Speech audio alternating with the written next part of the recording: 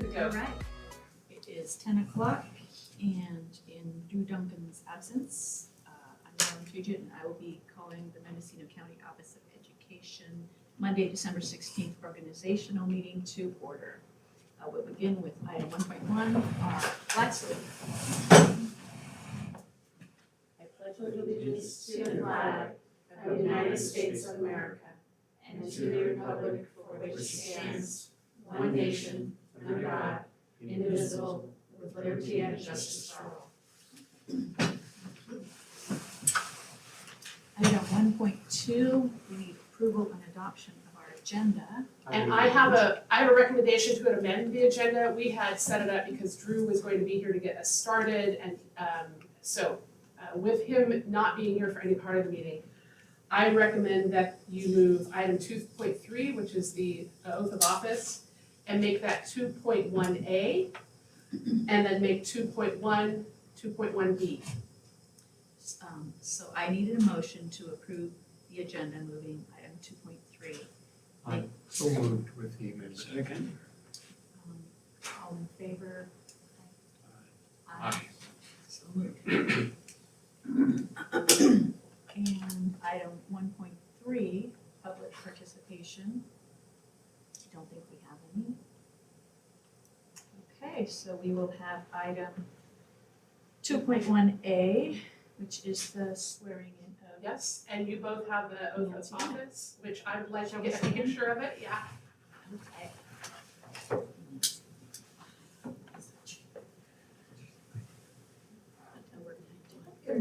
There you go. Oh, with the logo behind you. Yeah, look at that.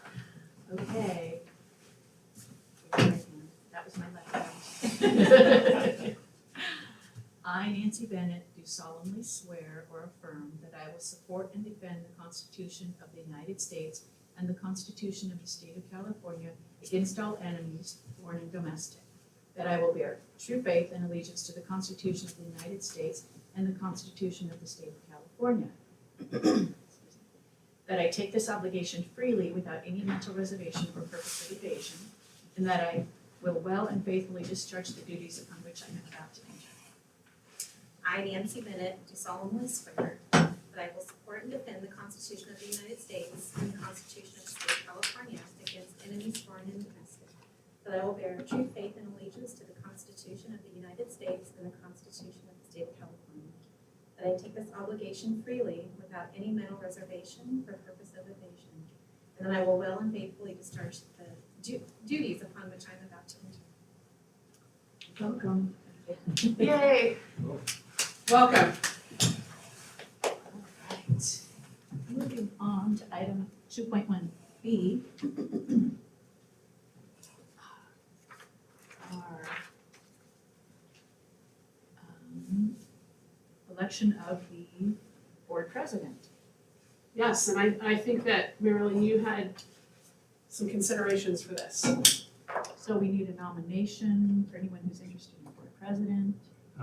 I move that we appoint, excuse me, Marilyn Puget as our president for the next year. Any other who want to run? I second. Second. And all in favor, shall we roll call or? Is this a roll call vote? No. Yeah. Okay. All in favor, say aye. Aye. So approved, I will be the next board president. Moving on to item 2.2, the election of our board vice president. And I would like to nominate Don Cruiser, if he's willing. I would second that. Okay, all in favor? Aye. Aye. So moved, Don Cruiser is our next board vice president. We already did item 2.3. Moving on to item 2.4, approval of the draft 2025 MCOE meeting schedule. Has everyone had a chance to look at that? Does anyone have any conflicting? I will mention two things about this board schedule. One meeting, we hope to have someplace in Ukiah Unified. That shouldn't be much of a shift because it's so nearby. They're trying to find a time where we would be able to see something that will work for us to get a tour. So that date's not set yet, but when it is, we'll bring it back so that it can be approved. And then when we meet with CSBA, if that's gonna work out, but I haven't finalized that date yet, so it's not on here, but having board training for us all as like a board planning workshop. So when we get that, then we will bring that to you in January. Wonderful. Thank you, Nicole. Larry? Understanding the possibility of revision, I move that we approve the schedule for 2025. Thank you. Do we have a second? I'll second. All in favor? Aye. So moved. Item 3.1, Ed Services Report with Dr. Nicole Liddell. Good morning. I would like just to highlight a few things in the report, and then I'll take if there's any questions. So Chris Francis, our principal, has been doing a great job in trying to have some integration between Orr Creek School and the MCW Community School. And one activity that they recently did was kindness muffins, which went across the two schools. They had done the skulls for what are they made of? Sugar skulls previously, and students had crossed over and gone down to Orr Creek and taught them how to do sugar skulls. So he's really working on integrating those two school sites together and doing some cross-curricular planning, which is very nice to see. For our special education department, we hired a new school psychologist that comes with a breadth and a wealth of experience in our state as well as others. And she is fully bilingual, which is also very nice to have on our team. Early Education and Care continues to do a wonderful job and build out their classrooms, and they are doing, I get to work very closely in proximity to our coaches, and I see the wonderful things that they're planning and doing, and I just want to do a shout out to the coaches as well. For accountability assessment, we received the list of schools that are in differentiated assistance, and we're working on building those pieces out on our visits to each of those sites. We do have some continuing schools, our LEAs and DA, as well as one new, and charters. This is the first time they're identified for differentiated assistance, and we do have one identified. I was curious, thank you. Has the CDE always been the identifier? They make the decision at the California Department of Education and then move that on to counties? Yes, so they use the California dashboard and the indicators on there to identify whether a school will be in differentiated assistance.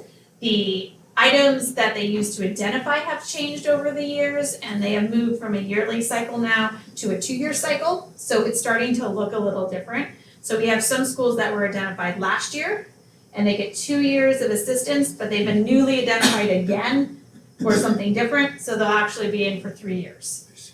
And then if it continues from there, they can get into a continuous cycle. Charters is slightly different. They look at the dashboard for 2 years, and then if there's the same groups, then they get identified, but they only get 1 year of assistance versus a LEA gets 2. Student services and wellness, I want to you're very welcome. A shout out, we're doing a project out at Point Arena on elevating student voices, and that's become a collaborative project between student services and our learning and enrichment department on embedding some of that UDL work in with that student voices. And so we have some nice collaboration going on across those two areas. Of course, you've seen and heard about the holiday drive last time you were here, and they're, as Nicole was just mentioning before the meeting, picking up those gifts, and they're gonna be taken out and delivered. And then, do you have a question? Yeah, under the learning and enrichment, looking at the math framework, it appears to me that the level, as you look into the framework by various grades, that the level of sophistication, from my experience in observing, may be difficult for the typical classroom teacher, single grade kind of thing, for them to truly express and bring forward the ideas in a way that's most effective. Do we have ways, and I'm sure your answer is yes, do we have methods and processes, and for that matter, identification with teachers who needs the extra assistance? Having observed a few during the time, and it's been some years, I found that there was a shortage of depth about understanding where this concept was going, so it was piecemeal. I guess my question would be, what is the plan for training teachers in mathematics? So the math framework is relatively new. It was just fully released last year. I see. It had been kind of stalled with COVID and the aftermath of COVID. And so right now what's happening is most schools are starting to look into what curriculum might be able to support this. That won't be identified, that what state approved until maybe next January. We're still kind of 6 months to a year out. They're working on that process. They just have people that got on the committee to approve curriculum, and then the state will roll out the suggested curriculum. So what we are doing is we're rolling out a framework. We're doing a series of workshops both here and on the coast that will kind of be a deeper dive into, it's a shift in mindset, this type of curriculum, just like when Next Generation Science Standards came out, it was a shift in how we thought about science. This is a little bit of a shift in how we think about mathematics. So we're really hoping this is kind of our launch on what mindset you need to go into teaching mathematics, and then what are some tools, as well as looking at the big ideas, because in the new math. So we're hoping this is a good launching point. Ukiah has expressed a large interest in math. There's some schools, districts that are already started to adopt new curriculum. Anderson Valley just adopted last year, and they're in a program with us that we have some of our instructional coaches going in and assisting with their adoption process. So we're moving the needle, hopefully, with math. We know that this is probably gonna be a multi-year process. We have 3 specialists that are working on this as part of their job, as well as Rebecca Bailey, who is doing a wonderful job in coordinating all these pieces. Thank you. I hate to put you on the No, depth that's here, okay. but you have the answers for it. I've always been concerned that we not accelerate kids before they're prepared, particularly those who preach algebra in the 8th grade and things of that nature, which don't work out for the typical development student. PJ is live and well. Thank you. Just one comment is I'm very happy to see you doing all that training. Yes. You know, when I was teaching, some of the best training I got was through the county here. And I just think it's one of the more valuable things we do. Thank you.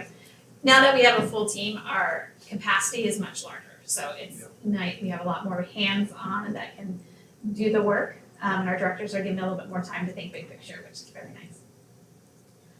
The last thing I really want to point out is the career and college programs.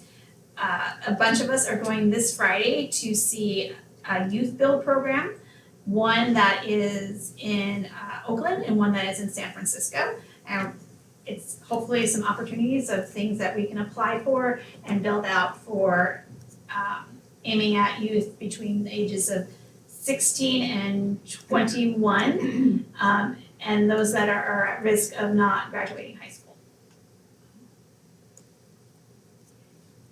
Before we move further, could you remark on the community schools program, that the cohort, apparently there are 4 districts that are considering it. What does that involve as far as county office? So the community schools, unfortunately, California Department of Education likes to name things very similarly. It's not like our community school that we have. Community schools is a program where the school is considered the center of the community, and you build out the resources and family resources and community-based organizations all kind of wrapped in to be really threaded together. So when you're looking at community schools, there's kind of 4 pillars. One has to do with mental health, and our CYBHI kind of fills in with that. One is after-school programming, how do you wrap in those kinds of services for students? And so you're really kind of building the community and the schools being integrated as a center for families and children. Not quite our community actual school program. Got And our coordinator, what he is doing is, he's new this year, so he's been getting his capacity built. And some of that for the money we receive is building out programs, trainings for our community schools, trainings for other schools that maybe haven't considered being community schools. What I found in this county is that many are doing pieces of the community school work without being identified as a community school. Because they are already the hub, like Manchester's already the hub of Manchester, that, and a lot of things that would be considered for a grant there are already starting to happen. So they are looking at trying to get the community schools grant to help support what they're already doing. And then, thank you. And then in the 2P program, there was a state meeting on the 10th. Is that program moving forward? I know we were short with the persons into the classroom. It seemed that contract took a long time. And I'm involved in tobacco prevention outside of the county board. So what is happening with 2P in terms of the state meeting? And I guess I may be asking a question that's surprising. No, I just was gonna say, I am not sure what the outcome of that state meeting is. I can get that information for you though. Thank you. Any more questions or comments for Dr. Nicole? Okay, we will move on to item 3.2 with business admin services with Heather Rentala. Good morning. I have just a couple of things to highlight for you. You were presented first interim last week. Suzanne does such a great job, and she presented, her and Debbie Conner in the fiscal department, presented the policy council with the SALPA budget on Friday. Can we pause? The policy council consists of superintendents and is the governing board for the SELPA, which is the Special Education Local Plan Agency. So that's, we are the administrative unit for our SELPA, but all the superintendents and then one parent serve on that board. Yes, thank you. They did a great job there as well. We submitted our first interim, and now we should have all of our districts and charter schools' first interim budget reports submitted to us by today. We will begin reviewing those and get those certifications submitted to the state by January 15th. The coast office is finished. It was under construction for a little bit. The expansion, which we talked about previously, so hopefully that's, I know there's still a couple of things that we need to do internally, like lighting and some other things, but for the most part, that is completed, and that is all I have for you today. Any questions for Heather?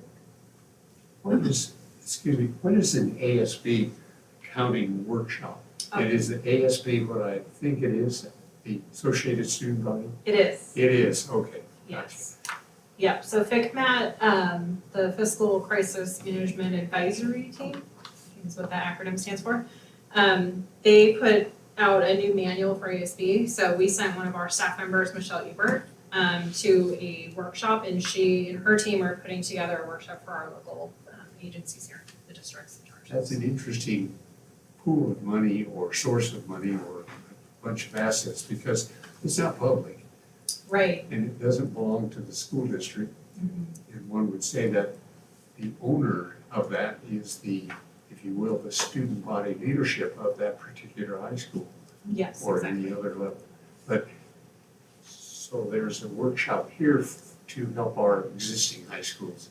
In district audits, there's almost always an ASB finding, usually multiple, because as you described, the nature of the Associated Student Body accounting is that can be tickets or that can be concession at a basketball game or whatever, and you have so many different people handling that money, and so you have to have really rigid accounting systems, and and there's so much room for error and for embezzlement, frankly.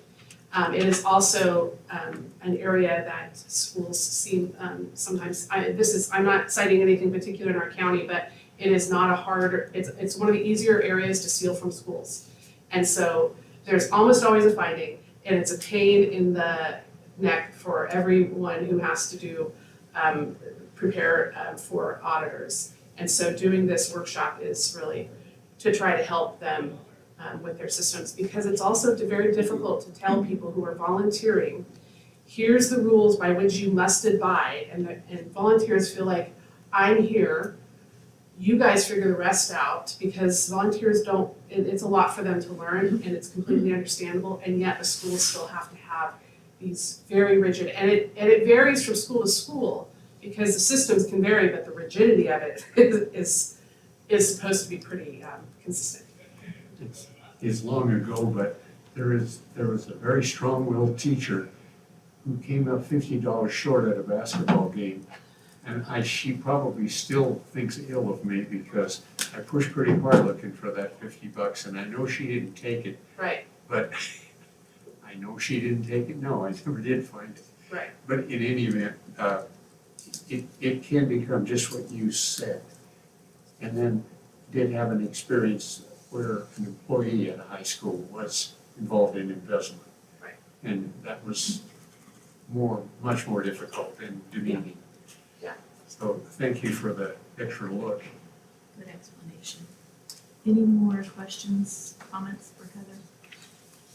Okay, moving on to item 3.3, our superintendent's report, district updates. I gave the bulk of my report last week, but I wanted to bring two things. One is I met with the new board members, Nancy Bennett and Michelle Hutchins last week.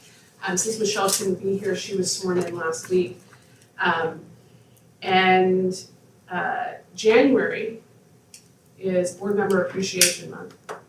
And once we get the revised dates, or not revised, the newly adopted 2025 board meeting dates for all of our school districts, we'll get those out to you, and we will make plans to make visits to board meetings with board member appreciation gifts. And you are welcome to sign up to attend any of those meetings for just public comment or stay the entire meeting. It really ran the gamut last year. But we will get those out to you in a document that you can look at, and you can sign up for whichever ones you're able to attend. And that is the end of my report. Thank you, Nicole. And moving on to item 3.4, we also gave our reports a week ago. Does anyone have anything new to share? Just to wish everybody happy holidays. Absolutely. All right, moving on to our closing items. 4.1, our next board meeting will be held Monday, January 13th. It says 2024, but I'm guessing that's 2025. Yeah. And I'm surprised I didn't catch that earlier at 10 a.m. Let's not do Groundhog Day. We don't want 2024 again. Item 4.2, I need a motion to adjourn. So moved. Okay, all in favor? Aye. Meeting is adjourned. Thank you, Great, everybody. thanks. Both Nancy. Nice and Thank you. smooth. Thank you. Welcome, Nancy.